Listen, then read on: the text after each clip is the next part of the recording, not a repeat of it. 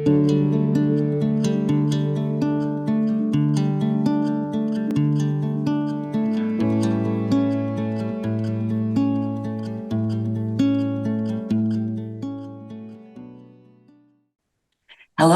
and welcome to today's episode of the podcast, Little Eyes, Little Ears, Centering Children and Youth in Gender-Based Violence Work. This podcast is from the Learning Network at the Center for Research and Education on Violence Against Women and Children at Western University. The purpose of this podcast is to enhance work to support children and youth in contexts of intimate partner violence. I'm Dr. Linda Baker, and I'm pleased to host today's episode with our guest, Nicole Ineese-Nash. Nicole Ineese-Nash is an Indigenous researcher, educator, and community worker with over 10 years of experience working with Indigenous youth, children, and communities. As an assistant professor, cross-appointed between the Schools of Early Childhood Studies and Child and Youth Care at Toronto Metropolitan University, Nicole leads innovative, community-based research on topics of Indigenous disability, early learning, land-based education, and youth mental health. Her research with Indigenous people spurred the foundation of her national charitable organization called Finding Our Power Together, which offers mental health coaching, group psychoeducation, and cultural healing to Indigenous youth across Canada. Nicole, thank you so much for being here with us today. Miigwech, thank you so much, Linda. Happy to be here. That's great. I wondered if, just to start us off, you wanted to share a little more about yourself and your work in your own words. Sure, I'd be happy to. I'd like to introduce myself in my traditional language, and in doing so, really centering the relationships that I hold to my community, to my nation, and to my traditional territories. Nanabojo, Zonje Winishe, Wabagwanakwain Indishnikas, Mamamatwa, Minwa, Takaranton and Donjaba, Makwa Nidodem, Anishinaabe Kwain Indao. So I just introduced myself using my spirit name, and that's the name that spirit knows me by. That's the name that I carry in my physical vessel in my spirit. And that name is Strong, Beautiful, Wildflower Woman. I'm an Anishinaabe person. I come from the place where the three rivers meet, also known as Mamamatawa, in Treaty 9 territory, Northern Ontario, and I'm a member of Constance Lake First Nation. As you noted, I'm an assistant professor at Toronto Metropolitan University in the School of Early Childhood Studies and Child and Youth Care. And my work is deeply rooted in my own lived experience as an Indigenous person. I was born and raised in Takaranto, Toronto, and call Toronto home, even though my family comes from Northern Ontario. So I've had the privilege to be able to learn and work and relate to the places in this southern region, as well as all of the places that my ancestors have related to as well. So I'm really happy to be here and to be on this journey of supporting our young people, supporting our communities, and also educating others about how to work alongside us in partnership. Thank you, Nicole. I wondered, could you tell us just a little bit about your foundation too, your charitable organization? Sure. So as a young person myself, I had been working in several research projects, and in one in particular, I was working with a faculty member at Toronto Metropolitan, Judy Finley, who'd been working in Northern communities for 20 to 30 years. And she brought me to a community called Nibenomic First Nation, which is also in Treaty 9 territory. And it's a small, remote First Nation community in Northern Ontario, just north of Thunder Bay. And it's a fly-in community, so there are no roads to access that community.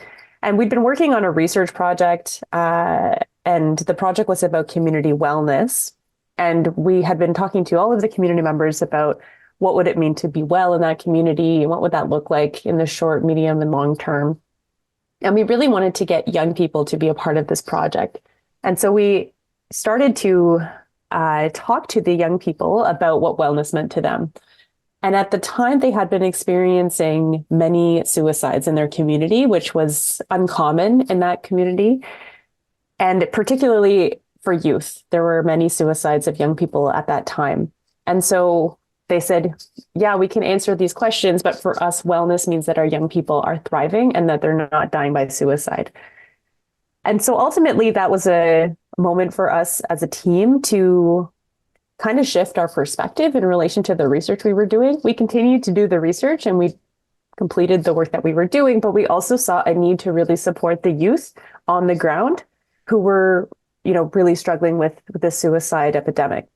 And so we asked them what would be useful for them in that moment. And they said that they really wanted to raise awareness of the issues of suicide and mental health in their community. And they wanted to do so by creating kind of a public service announcement documentary style video.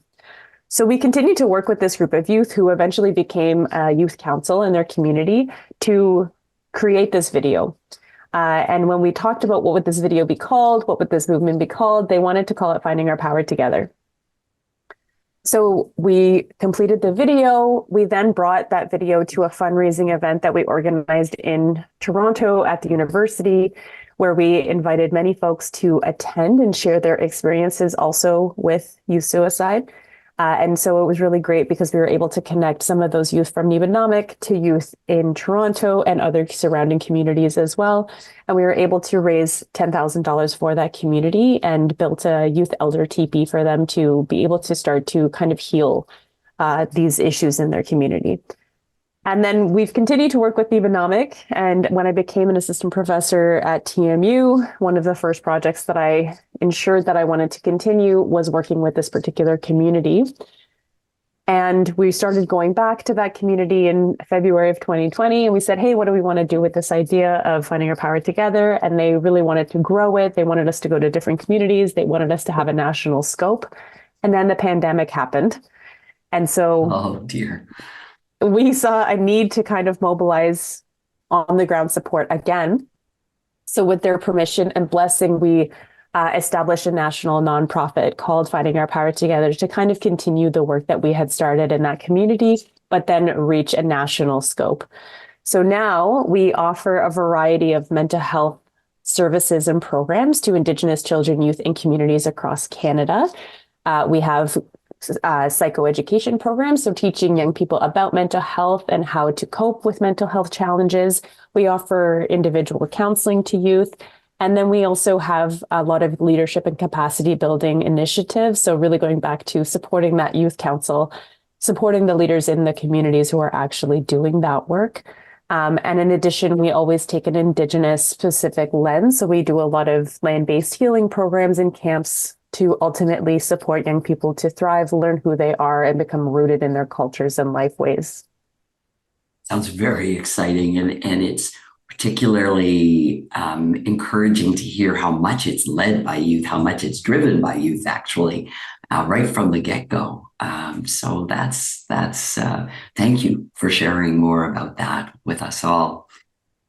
And it's certainly children and youth that we're talking about today. And many of our listeners are quite familiar with intimate partner violence.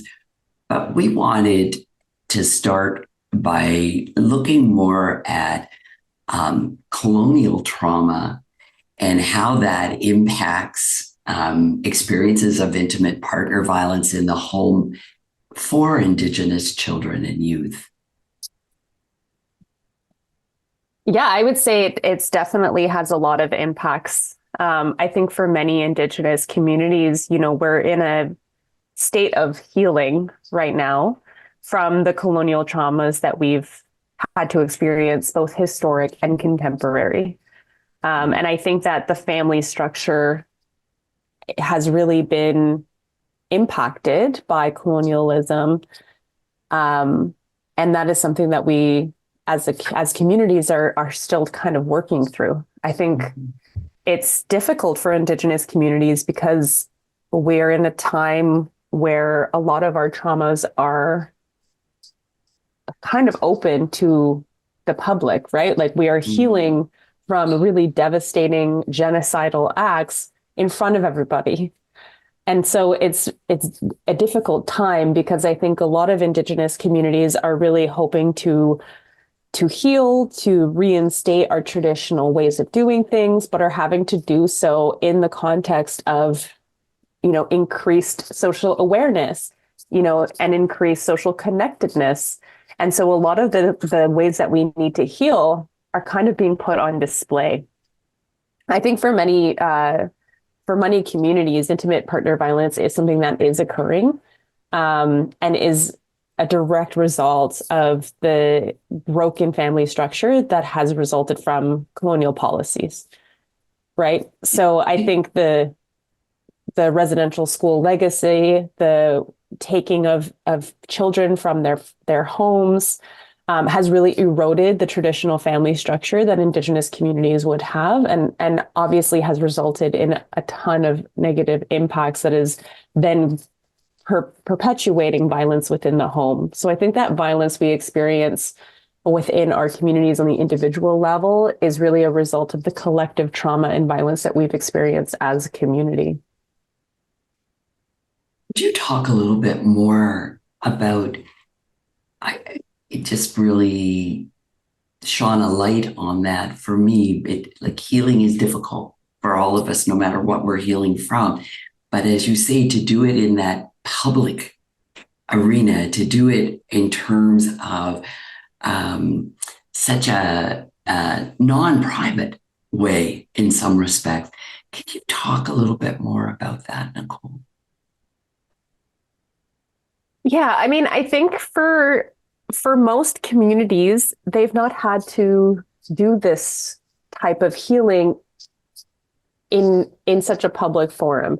And what I mean by that is that, since the TRC, Truth and Reconciliation Commission calls to action, since that time in 2015, where those reports started to come out, where public awareness started to grow, there has been an increased awareness of Indigenous peoples, their struggles, their experiences, and also their mistakes and, the tribulations that they face. And also, there's such there's a bit of a magnifying glass, I think, on Indigenous communities at this time, where people are looking to them for direction, for them to lead things, for them to essentially absolve settler guilt for colonialism. And yet we are still very much fresh in terms of experiencing these harms.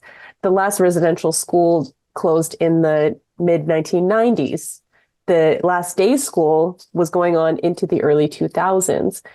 We are still being, we are still having the impacts of the child welfare system in our communities. We are still facing systemic harms. We are still being disproportionately underfunded for basic, the basic requirements for a good life. And so I think there's this strange dynamic that is happening where, the general public, and particularly in Canada, is becoming increasingly aware of Indigenous issues and struggles, and at the same time is expecting Indigenous communities to get over it or to be a part of the solution, which many Indigenous peoples are. But a lot of us are still really very much in the post-traumatic impact of it all. And so I think because we have a lot more of a social awareness, there's increased connection through social media.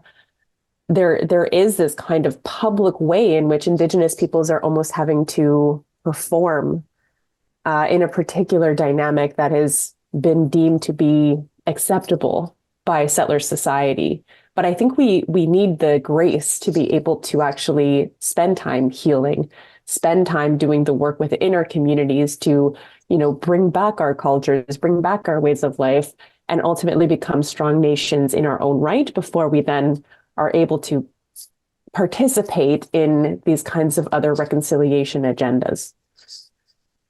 Would you say, in terms of the experience that you're describing and what's going on, how does it particularly play out for children, would you say, children and youth? Well, I think there are a number of ways that children today are still being very much impacted by colonial harm.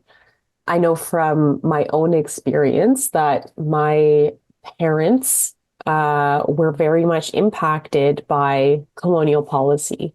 And I would argue that every Indigenous person today is still impacted by those colonial policies. So there's many generational ways in which this manifests. And so, for instance, my grandparents' generation, most of those people went to residential school. If they didn't go to residential school, they went to day school, which a lot of people don't talk about, which was, just as horrific in some cases as residential schools. The only difference was it was in your community and you would go home at night.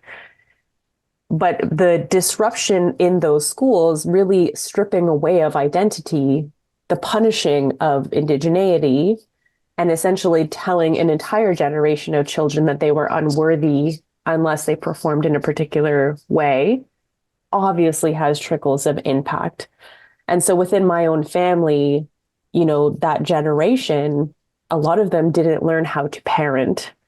A lot of them didn't learn how to raise their children. They didn't learn their culture. They didn't learn those traditional teachings about being a part of a community because they were constantly being put into these other contexts.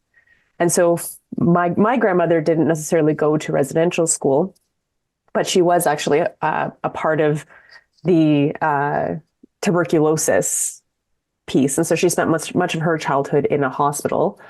And so no matter where they went, those children were constantly being invalidated and told that they were not good enough. And as a result, my grandmother was not a very nice person. She then had 10 children and, did not necessarily know how to parent those children. That then goes on to the subsequent generation, where then there's kind of imparted trauma as a result. And so I think today, many children are still being a part of that kind of intergenerational trauma.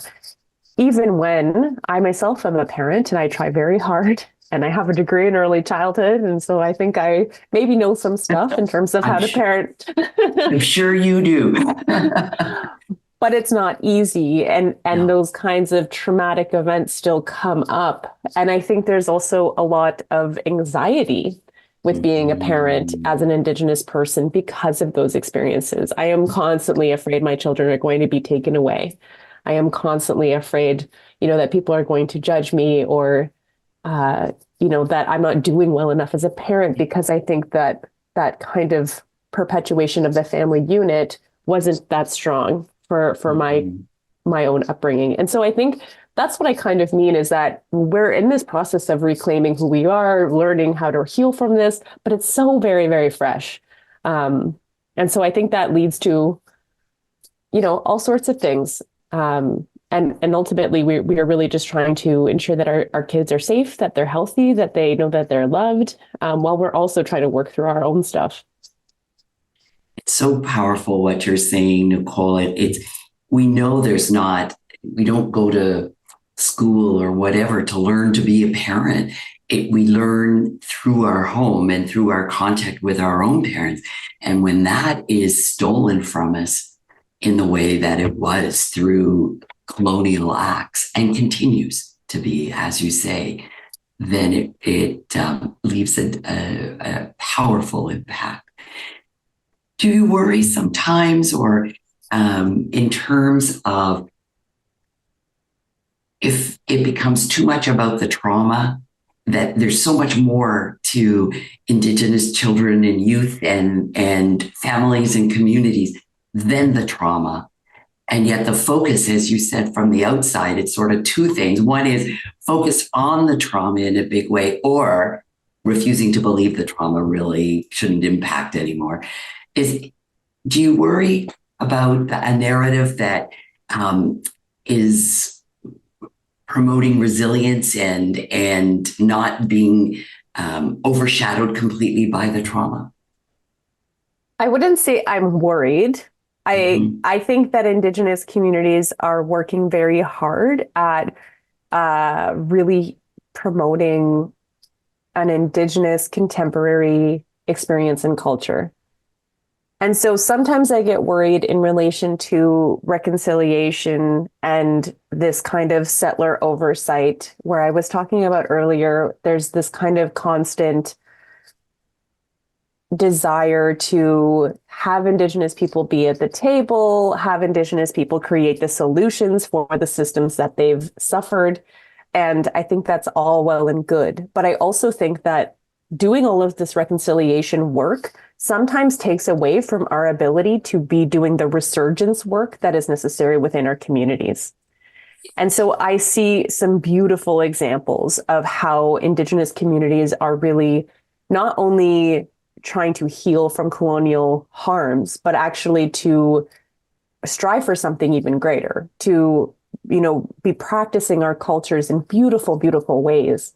The teachings that we have about children and the caring of children and the ways that we care for one another, I believe we are experts in relationships, and in particular, how we relate to others in ways that are authentic, meaningful, mutual. And I believe that all of those teachings are so integral to who we are. And we're kind of in this process of remembering that and reinstating that and really working towards that resurgent future that we are wanting. So I wouldn't say that I'm worried. I would say that I'm hopeful, because many Indigenous communities are working towards what they actually desire. And I think that's so important. It's not only how do we make up a loss, but how do we actually move forward in a way recognizing the challenges, recognizing the barriers, recognizing the pain, but actually striving towards what we actually truly want in our communities. And so I think that's a really beautiful thing. Thank you for sharing that with us. So you're talking about it already, and we wanted to talk with you about your thoughts about supporting the healing of Indigenous children and youth. And you've certainly talked about that and the importance of family and community, and that youth situated within community. Is there anything else you would want to draw our attention to in terms of the healing of children and youth? I think particularly for children and youth, they're in a process of healing things that have happened prior to their own lifetime, right? We're talking about intergenerational trauma, but also that intergenerational trauma, like I said earlier, actually tends to correlate with firsthand trauma. So if you've experienced intergenerational trauma, you're actually more likely to experience trauma or traumatic events within your own lifetime. So I think there's a few things. One is that there are, in fact, experiences that Indigenous children and youth are having to experience that they shouldn't have to. And that really is putting the healing aspect on adults, the parents, to ensure that we are doing our own healing work, to ensure we're not passing these kinds of legacies onto our children. In terms of how we can support children and youth to heal, both from that firsthand trauma as well as that intergenerational aspect, I really think it's important that we adopt a really holistic and culturally grounded approach, and ultimately provide safer spaces, these landing spaces for Indigenous young people to engage in that process of healing, that we don't shy away from the conversation, but that we allow for these communities to thrive. In my work with Finding Our Power Together, we have heard a lot from young people about the context in which they feel healing can happen. And for many of them, they talk about the need to be rooted in who they are. And that's the part that colonialism has really tried to take away from Indigenous people, is that rootedness. We as Indigenous people are really rooted in our places, our lands, our territories, our communities, our nations, our clans.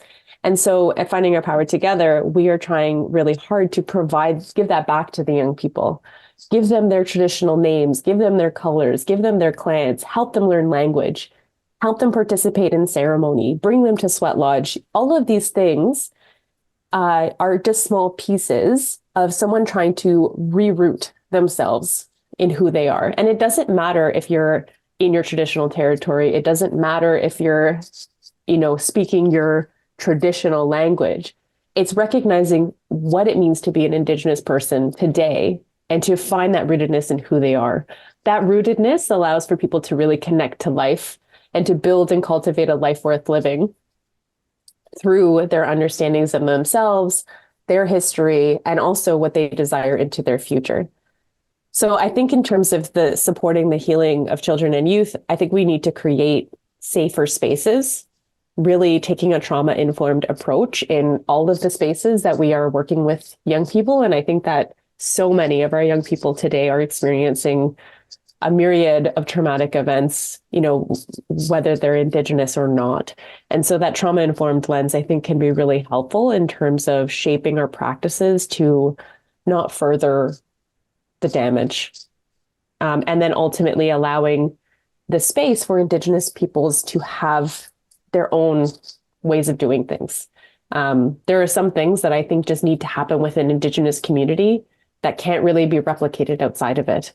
And so I think it's about ensuring that kind of the mainstream services or spaces where young people are informed, are safer spaces, and then also supporting them to connect to cultural places and communities.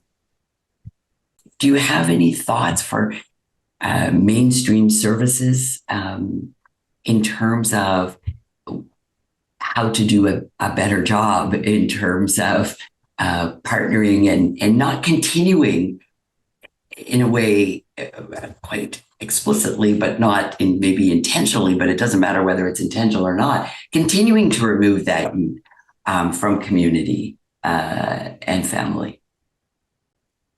I don't know that the onus is on mainstream services. I think this is a policy-based question.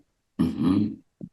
Because particularly for Indigenous communities who are on reserve, there is not a desire to have those communities be viable places. And what I mean by that is that the entire reserve system has been developed as a temporary solution that ultimately tries to get people to amalgamate into urban contexts or into non-reserve contexts. The reserve system was never meant to be a permanent solution. And yet here we are continuing to live on reserve, continuing to try to hold on to what little resources we have. However, many reserves are not resourced adequately to function like a city or a town.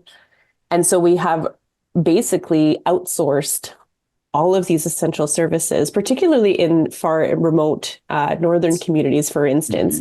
Mm-hmm. Young people have to travel out for high school. They have to travel out for mental health care. They have to travel out for any medical conditions. They constantly have to travel out.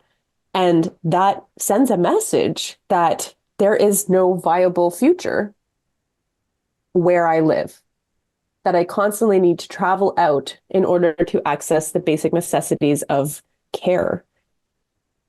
And so I think that's the piece that I think a lot of people don't understand, is that the on-reserve system is set up for Indigenous people to fail, but we are persisting anyway. And we are building our own ways of navigating that. And we are building our own schools and our own systems and our own ways of supporting each other, but we're doing so with such limited resources.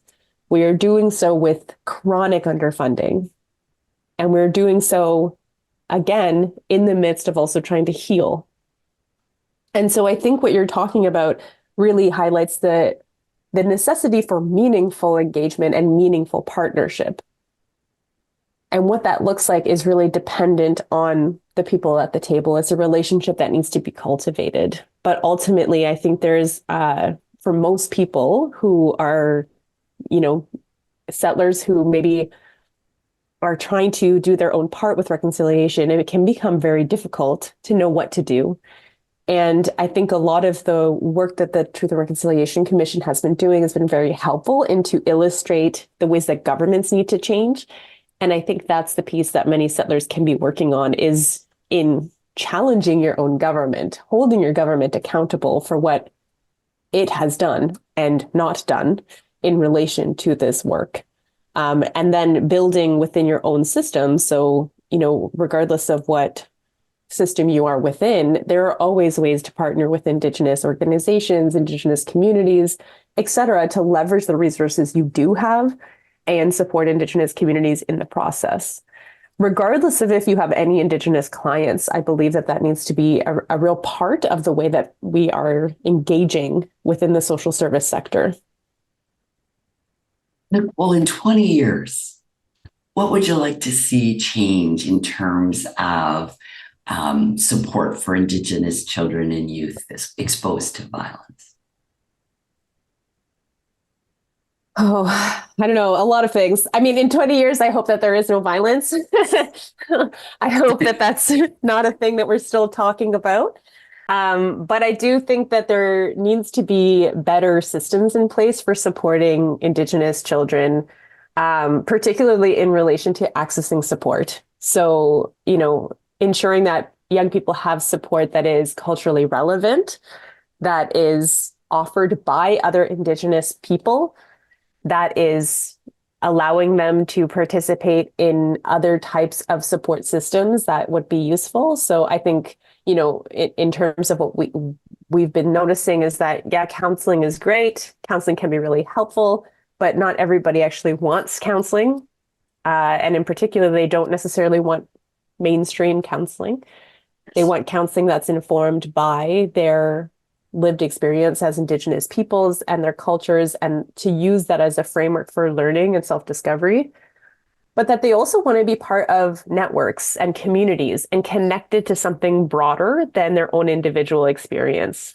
And so I think, for us as a mental health organization, we're looking at mental health, but mental health is related to all the various aspects of well-being as well: spiritual health, emotional health, physical health, and that we need to be supporting young people to have access to myriad of supports that can help them with all aspects of that.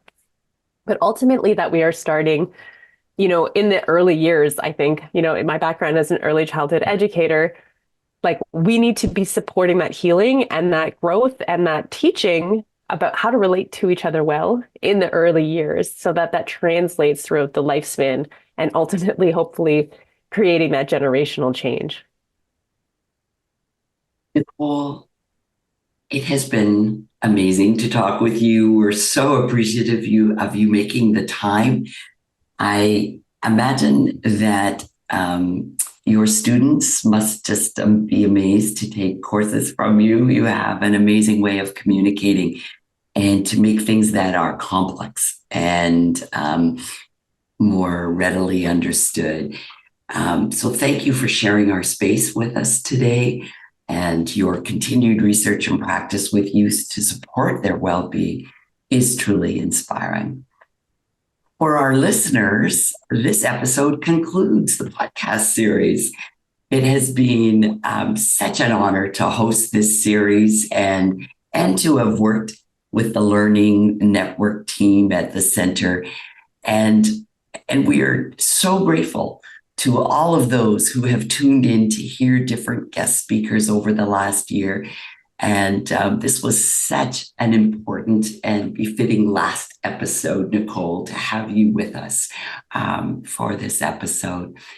And so for a full list of podcast episodes and the presenters, their biographies and more about them, then please visit the Learning Network website, and you can reach that at gbvlearningnetwork.ca. So with that, again, thank you, Nicole, and to our listeners, take care and bye for now.